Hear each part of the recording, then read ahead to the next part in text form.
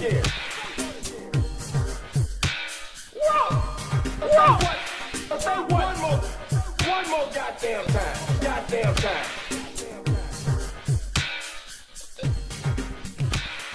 What is going on, my fellow nerds and geeks? Welcome back to NerdSplosion, the weekly podcast where, based on a monthly topic, I nerd out about whatever I want. As always, I'm your host, Cameron, and we are still in Reddit month.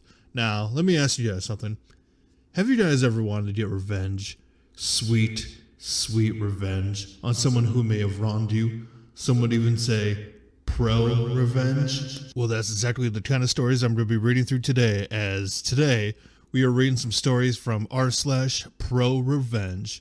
Now, these are stories where people have been basically wronged, whether at work or by a friend or just whatever, and they decide to get revenge in the best way possible. So, before we get into these stories, I gotta go through my spiel here. New episodes of this podcast come out every Saturday, so make sure to like and follow and do whatever you can with podcasts. Also, video versions come out every Saturday as well on my YouTube, SuperCam64. With that being said, let's go through some sweet, sweet r/pro-revenge. This first story comes to us from Renan003. This happened a few years ago in college. I had a class about entrepreneur projects, and that semester was building a business on paper. Basically, we had to figure out what the business would be about, how it would work, and how much money it would need to make. I did this subject in a different class, so you'd have Fridays free, so I didn't know anyone in there except for one guy. Let's call him Mark. So I teamed up with Mark and 3 other leftover people to be our group. At first, things were working like a charm since we only cared about passing the subject and didn't give a crap about our grades. We would each do a part on an assignment. We had to deliver assignments each Wednesday, but we still got matched scores on them. Our grade would basically be based upon all of our deliveries plus some points on individual tests. Important info for later. Didn't take much time for things to go downhill. It reached a point on the project that basically we couldn't modulate the work anymore. The 5 of us would need to sit together and brainstorm about the next steps. More specifically, we would reach the point of how we would earn money without business. Either that, or one person would do everything alone. My group chose the second option, and this would basically be happening for 6 weeks. On Friday, I would send a message on our WhatsApp group like, guys, we have to deliver X stuff on Wednesday. When do you want to meet? Saturday, no responses. Sunday, the 2 checks would turn blue, meaning everyone read the message. No response. Monday, I would send a follow-up message. No response. Tuesday, I would work my ass and deliver it alone. Wednesday, 2 hours before the deadline, someone, usually Mark, would send a message, hey, how do you guys want to do it? Which I would answer, it's already done. And they would thank me and promise to release me from doing anything on the next assignment, which wouldn't happen, and the cycle would continue. After 5 weeks, I was fed up and got in contact with the teacher. Her response was that it was too late to do anything now because she couldn't assign me to another group and she couldn't give me special treatment. But she told me to check my grades because most likely I already passed the subject. I looked, and with my individual tests plus what I already delivered on the project, I got a grade high enough to barely pass the subject. This was kind of effed up, but all the individual tests, and project as well, grades were public, so I saw that no one in my group had passed. Closest one was Mark, but he didn't deliver one of the individual tests, so he would still need to do something to pass. I could then and there be the bigger person and say something like, guys, I already passed the subject, start doing something or I won't do anything anymore. But I could be petty sometimes. On the 6th week, I didn't do anything. Wednesday arrived, and Mark tagged me in the group asking if I did anything. I remained silent. Panic started arising. Group members texted me in private. I removed the blue scene icon in my WhatsApp and would read the messages in airplane mode so they wouldn't see me online when reading, except for the group messages because they would see that I read them regardless of leaving that setting on or off, so I didn't read them. Apparently, when you don't do anything related to the project in 5 weeks, it's hard to figure out what to do next. Deadline passes, I go to sleep, classes at nights and distance because COVID. Wake up the next day, several name callings, assignment not delivered, and the group threatening to report me to the teacher. My answer was simple. Teacher is already aware. I'm not doing anyone's work other than mine. You can all go to hell, and left the group. At the end of the semester, only Mark and I passed. They got their shit together in the end, but not enough for the other deadweights to pass. Was the sweetest 6 I ever got. Now, OP clarifies that apparently their grades go from 0 to 10, with 6 being the bare minimum. Mark never talked to me again, but it was for the best. If you're in a group project and everyone else refuses to do anything, fuck them. Do everything yourself, get all the credit. If they're going to be deadweights, Leave him behind. Fuck him. This next story comes to us from Donutius. This was back in the early 2000s, probably 2003-2004 school year. Throughout the entire year, there was a crime wave of people having things stolen out of their lockers. Not everyone, but enough that everyone knew someone it happened to. The school's only defense about this was that it was our fault for sharing locker combos with our friends. They also charged us every time we had to get the combination changed on a locker because it was assumed to be our fault. Well, I had my graphing calculator taken out of my locker. I also never gave out my combination to anyone, mostly because my friends were jackasses and we pulled shit on each other all the time. So I was out $150 for the calculator and another $150 to change the combination. This is 2003 money, so it's a bit more than now. To anyone who has ever had to buy a TI-86 in 2003-2004, you'll know how much the things cost. Well, my dad was drinking buddies with one of the county detectives. I'll call him Detective Buddy or Uncle Buddy.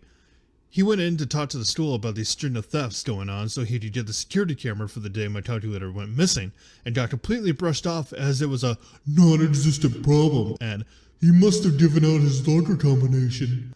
The principal told him he would need a warrant to get the camera footage. Then when he got the warrant, the school fought the warrant in court, citing student privacy. Cue the pro-revenge. Detective Buddy shows up at our house with a laptop and a laptop bag. He's like, throw this in your locker and tell everyone you know about your brand new laptop. Okay, sure, Uncle Buddy. 3 days later, I show up at my locker between glasses and the laptop is gone, the bag too, nowhere to be seen, as is a 24-ounce bottle of Coke and possibly some pens. I take my phone out and text them that the laptop got stolen. Stand by for the shit show. Oh, and you reported the theft to the police, FYI, he replies back. Okay, I reply confused. I go about the rest of my day and I don't hear anything back. The following morning, Detective Buddy comes to the school with 3 uniformed officers and pull a student, Dave, out of class, as well as his mom who works in the front office. The principal is pissed. I don't actually hear the cops, but the principal is pissed to no end that he had the audacity to accuse them of theft, and he just couldn't take him out of school, etc., blah, blah, blah, blah, blah. Well, it turns out there was a tracker in the laptop bag, and Uncle Buddy got a warrant to search a particular house. The laptop had a value of over $1,000, making it a felony. The next afternoon, he set up a tent with a table just outside the school grounds. He also had a banner across the top. If you have had something stolen from your locker, see me. By the next morning, Dave and his mom made the paper. Apparently, Dave allegedly used his mom's login information to get onto the school network and get the locker combinations for basically everyone. Then he just opened random lockers looking for valuables to steal if he didn't get info of a specific locker to steal from. When he set up the stand to get more people reporting thefts, he racked up an astounding number of charges. Each locker counted as a separate misdemeanor unless the stolen object was worth more than $1,000, in which case it was a felony. In less than a week, Uncle Buddy opened and broke an investigation, and they charged Dave and his mom with 9 felonies and 35 misdemeanor charges. When I finally got the story from Buddy, he explained what the situation was. He had me stash a brand new laptop that had a GPS tracking unit stuck in it in my locker, then get it stolen deliberately, then he got a warrant to search the property it had been taken to. Now, the fun thing to stress is that the laptop was over $1,000 value, pushing the theft from a misdemeanor to felony level. There was also another 8 felony charges, stuff like jewelry that was stolen from other people's lockers and recovered. So any of the locker break-ins that amounted to over $1,000 stolen was a felony charge, and less than $1,000 was a misdemeanor charge. Cool thing was that because the calculator and the laptop were separate days, and the combination changed between the days, he caught a felony and a misdemeanor charge off me alone. The 9 felony thefts ended up in the $12,000 range total, and the 35 misdemeanor charges were somewhere in the range of $3,000 in total. Now that's an awful lot of stuff stolen, but I need to stress that this is only what was proven stolen. Like, this is what they caught him with in his possession that they could trace back to someone. They also didn't let him plead to anything. It was my town's highest profile crime in years, and without a doubt one of the worst crime sprees the country had seen in decades. Next up on the revenge, everyone who had been charged $150 to get their locker combinations changed. Next up on the revenge, everyone who had been charged $150 to get their locker combinations changed sued the school district in a class action lawsuit. The justification was that the school did nothing to investigate the 44 proven and more than likely 200 plus cases of locker theft and then charged money to get the locker combinations changed. There was 218 people in the class, and in total, everyone got $85 after attorney's fees. The principal also lost his job for being a bonehead and not bothering to attempt to deal with the massive problem that was reported to him going on in the school. The fun thing I need to point out is that the school brought in a locksmith to change out the locks. That's why they justified charging $150. Well, the school already paid the $150 locker, but they also had to return $100 per locker, meaning that they were out $21,800 plus their legal fees for that class action lawsuit. Next comes the criminal trial and the fallout. The prosecutor's deal was 10 years in prison, 5 in juvie and 5 in adult prison, for Dave and 15 for Dave's mom. Well, they refused that deal and it went to trial. Dave got 1 year prison for each felony, the state minimum, and 1 month probation for each misdemeanor, so 9 years plus 35 months of probation. His mom received 18 years of jail and 6 years probation. Having attended much of the best parts of the trial, I will say this. They had Dave on camera entering 20 plus lockers, and they had them in possession of stolen goods for every single charge they made against them. The judge was also not amused that there was likely other reported crimes that they got away with because they couldn't prove it or they weren't reported. Dave's mom got it worse. That was a fun sentencing to show up for. But the most important thing is that I got my graphic calculator back. It had my name engraved inside the battery compartment. I still have it, as well as a cool story to tell. Wow, that was a ride. Look, I don't know if I can continue. I don't know if any other story I'm going to read today tops that, but play stupid games, get stupid prizes. The last story for today comes from a non-can twit. I worked for a company for just under 5 years. The company I worked for existed for an additional 10 years prior to me. While I worked at this company, it ballooned to be the #1 provider in the region for its unique service with about 75% of the market. It was a small business of about 15 employees. I loved my job, and the skills I learned while working there were quite valuable. I loved my team and the clients we provided services for. My twice yearly reviews with the owner were always 10 out of 10 with no recommendations for improvement. I was exceptional at my job in every way. I handled company operations, HR/payroll, customer service, marketing, employee management, schedules, employee and client training, and many other things at this company. I was also able to step in and do any of my teammates' jobs if they were out sick or on vacation. The owner of the company was given out a bonus late summer last year, and mine, while being more than previous years, was notably less than my teammates. I asked owner, are the bonuses related to performance, and if so, what could I have done to earn more? Owner replied, the bonuses are not performance related, you are just more replaceable than the others. Oh, okay. I replied, and I proceeded to process each of the bonuses, then went to lunch.